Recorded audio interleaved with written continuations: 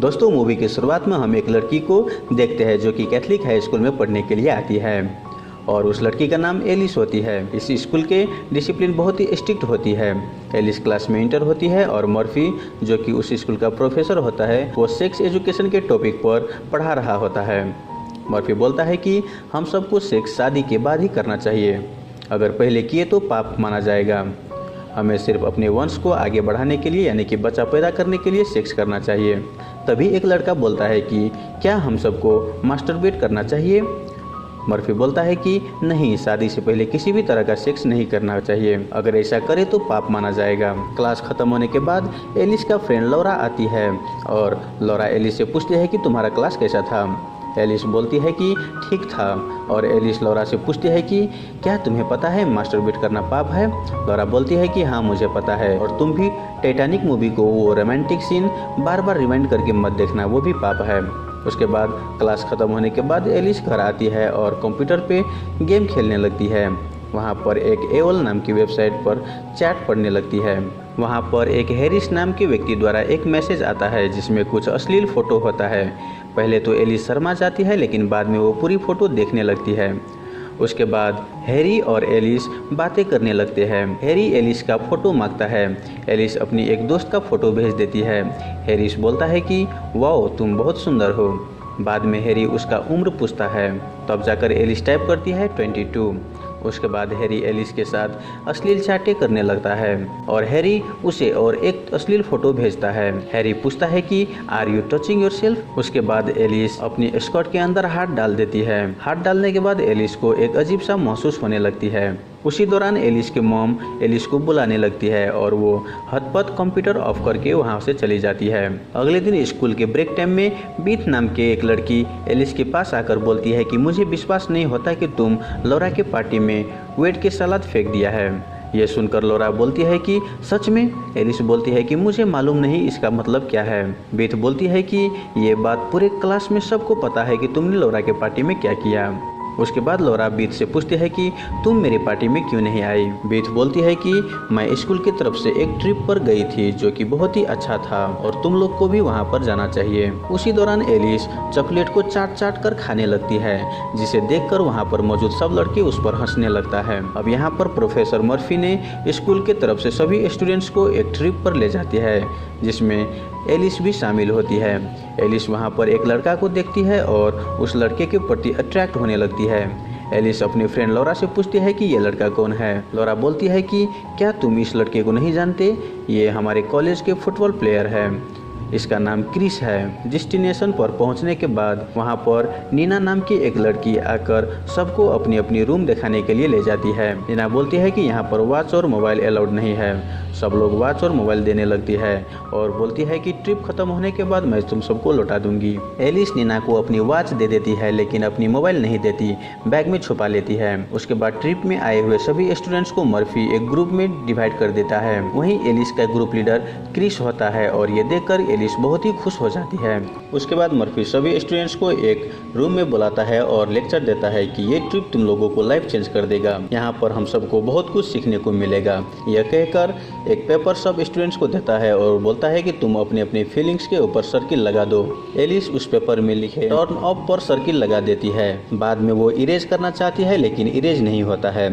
Time finish हो जाने के कारण से टर्न ऑन को काट कर पेपर सबमिट कर देती है। उसके बाद वहाँ पर एक लड़की अपनी फीलिंग्स शेयर करती है जिसे सुनकर सब लोग इमोशनल हो जाते हैं।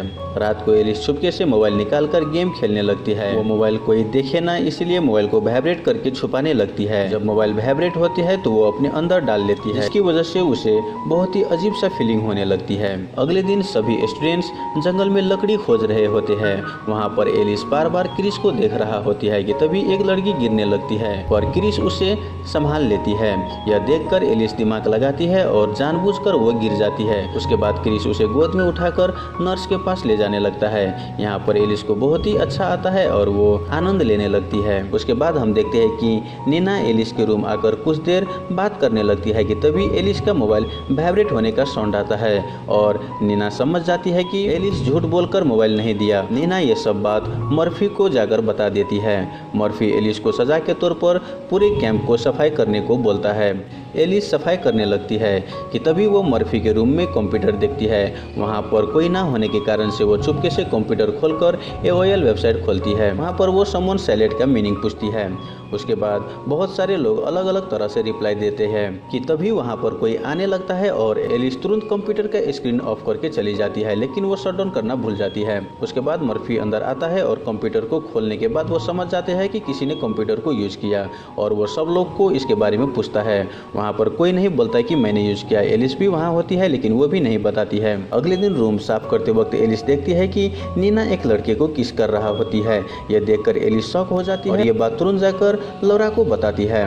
लौरा उसके बात पर यकीन नहीं करती है और बोलती है कि तुम्हें शर्म आनी चाहिए, तुम नीना के बारे में झूठी अफवाह फैला रही हो। मुझे लगता है कि तुमने ही मर्फी के कंप्यूटर से एडल्ट चैट खोला होगा। यह कहकर लौरा वहां से चली जाती है।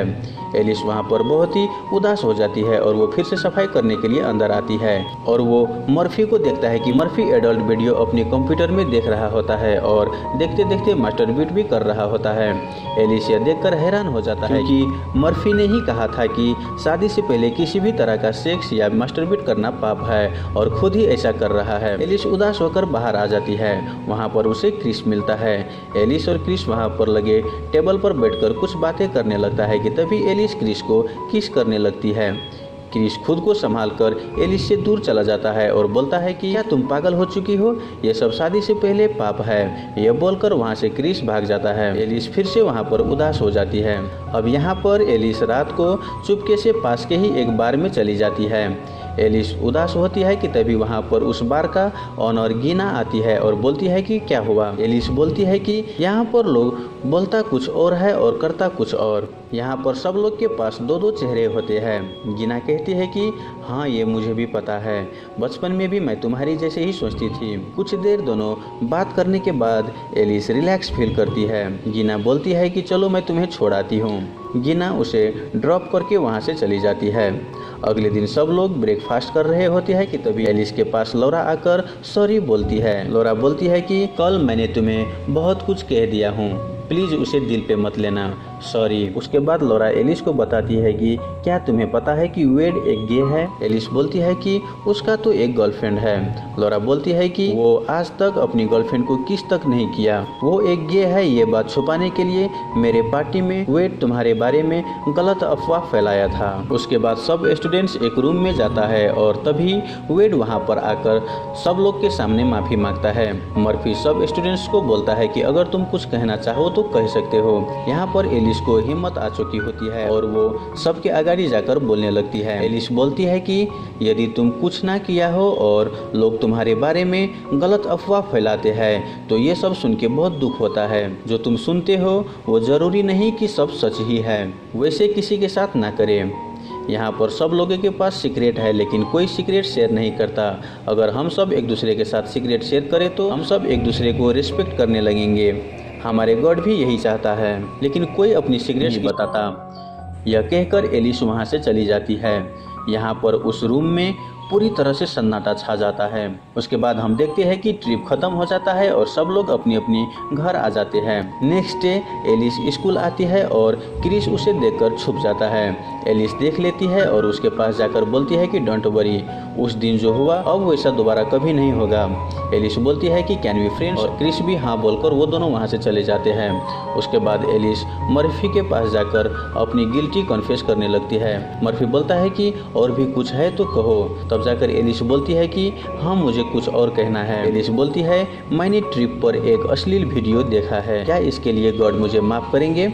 मर्फी समझ जाता है कि एलिस ने मुझे मास्टरबेट करते हुए देख लिया है और वो अनकॉन्शियस होकर एलिस को बोलता है कि मुझे पता नहीं, ये तुम और तुम्हारे गॉड के बीच के बात है। एलिस प्रे करके अपने रूम चली जाती है। वो बहुत ही खुश होती है और वो अपनी टीवी पे टाइटैनिक मूवी का रोमांटिक सीन को देखते हुए अपनी स्कर्ट के अंदर हाथ डालने लगती है और यहीं पर ये मूवी ख़त्म हो जाता है। तो गाइज आई होप आपको हमारी ये मूवी एक्सप्रेशन वाला वीडियो अच्छा लगा हो। अगर अच्छा लगे तो वीडियो को लाइक करके हमारे यूट्यूब चैनल को सब्सक्राइब ज़रूर कर लें ताकि आपको इसी तरह से इंटरेस्टिंग वाला वीडियो मिलता रहे। धन्यवाद।